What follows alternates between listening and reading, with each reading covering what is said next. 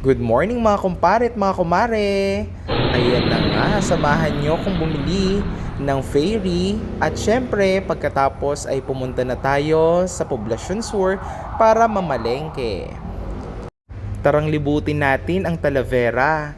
Ito nga pala ang aking bayang kinalakihan. O ayan, andito at makikita nyo mga sari-saring mga establishmento hanggang sa mapuntahan natin ang pinagbibilhan ko ng beauty product. Marami kasi nagtatanong sa inyo kung saan ko binili yung aking mga sabon at ang aking panglagay sa muka. Eto't makikita nyo na. At malapit na tayong makapunta. Pagliko nyo ng kanto, gawing kanan, ay matatagpuan nyo na tong magandang establishmento na kulay pink. Dito lang sa gilid ng simbahan. Ayan na nga, at nakita nyo namang sobrang daming paninda ng ating may-ari na si Miss De La Cruz. Ayan nga po pala siya, fresh from Singapore. Uhuy! O diba? Ito nga po pala ang pwesto nila. Kung mahilig kayo sa pabango, pumunta ka na at amuyin nyo ang kanilang mga pabango sa murang-murang halaga. Tiyak na babango ka. Uhuy! Gusto mo yan, alam ko. Ito naman ang kabilang pwesto nila, magkatabi lang po yan. Dito naman po ako bumibili ng aking beauty products. Oh, ayan, nakabili na nga ako ng isang derma set. Alam na, beke naman po. Uhuy! Oh, ayan na nga po. Nga pala, habang bumibili ako, nakita ko tong magandang babae na to. Hello daw po. Siya nga po pala si Ate Ganda.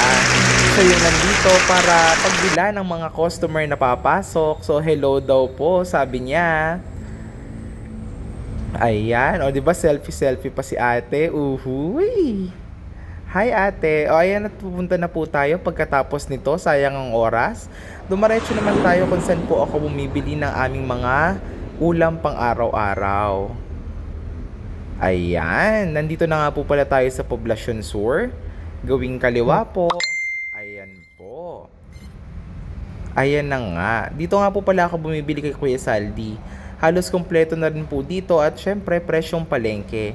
Presyong pangmasa ba, ganun. O ayan po. Ang dami-daming pwedeng bilhin. Makikita nyo po dyan ang mga sari-saring isda. Ayan, ganyan po siya kabilis kumilos. Kaya biglang humuhupa ang dami ng tao dahil napagbebentahan niya agad. Uhuy, saludo ako sa iyo Kuya Saldi sa bilis mong gumalaw. Ayan na nga po't namimili-mili na po ako habang sa kadamihan ng tao hindi po ako makapag-isip dahil sa dami ng aking mga nakikita. Ayan, bumili nga po pala ako ng embutido, nandyan na rin ng luya at balak-balak ko pong maglugaw sa malamig na panahon. Hindi ko ba maglugaw na din kayo? Uhuy! Ayan na nga. O di ba po? Ayan po't nakabili nga po pala ako ng galunggong.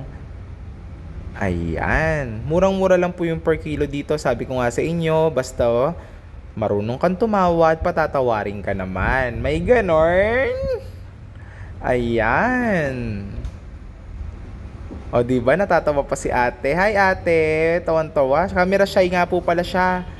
O ayan na po't nakapili-pili na po ako ng aking mga binibili. Andiyan na rin po ang binabad na isda, longganisa, galunggong, sibuyas at bawang. At dito naman po tayo sa kabilang pwesto naman po ni tatay. Si tatay na pinagbilhan ko naman po ng mga condiments. Ayan, at nakakita pa nga ako nitong masarap na isdang dry. Ano na nga po ito? Pakisagot nga naman po. Sapsap? Tama po ba? Ayan na nga, ang sarap-sarap naman ito. Sa umaga po, ang sarap katerno niyan. Lalo may sukang masarap at mga sausawang kamatis at sibuyas. O di ba po? Mura lang po yan. Ayan po si tatay na seryosong seryoso. Uhuy! Nagkanda bulol na nga ako. Sorry po. Habang ginagayak po niya yan, ayan po. Maya-maya po ay patapos na din tayong kumuha. Mabilis lang po kasi ako mamalengke. Dahil bago po ako pumunta doon, ay alam ko na po talaga. O paano, sa Poblacion Sur po, punta na kayo.